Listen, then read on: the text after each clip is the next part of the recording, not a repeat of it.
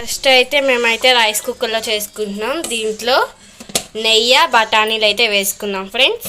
దీంట్లోకి జీడిపప్పు,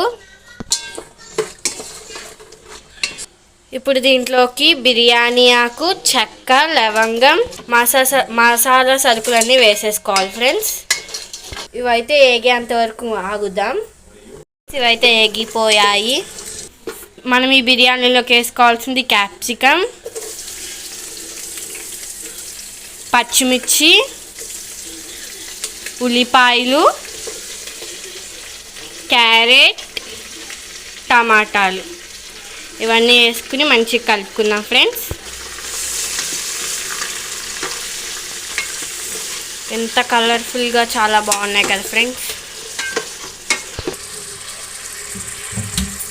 మనమైతే 2 కప్స్ బియ్యం అయితే వేసుకోవాలి. బిర్యానీ రైస్ అయితే వేసుకుందాం ఫ్రెండ్స్. మనం 2 కప్స్ మనమైతే ఇట్లా ఒకసారి కలుపుకుందాం. రైస్ని మంచిగా వాష్ చేసుకుందాం ఫ్రెండ్స్. సరిపడిన ఉప్పు వేసుకుందాం ఫ్రెండ్స్. అల్లం పేస్ట్ 1 స్పూన్, పేస్ట్ 2 స్పూన్స్ వేసుకుందాం ఫ్రెండ్స్. ఇప్పుడైతే కలుపుకుందాము. మసాలా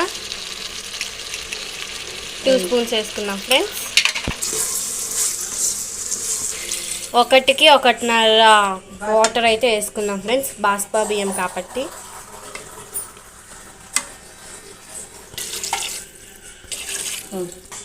వాటర్ వేసిన తర్వాత అయితే మూత పెట్టుకుందాం ఫ్రెండ్స్.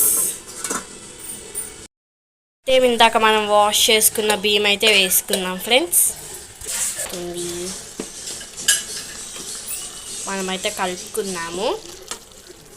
కలుపుకొని మూత పెట్టేసుకున్నాం ఫ్రెండ్స్. ఇప్పుడైతే మనం వీటిని తిప్పుకుందాం.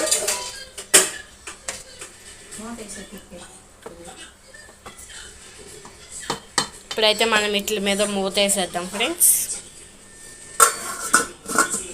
ఇది చూడండి అయిపోస్ట్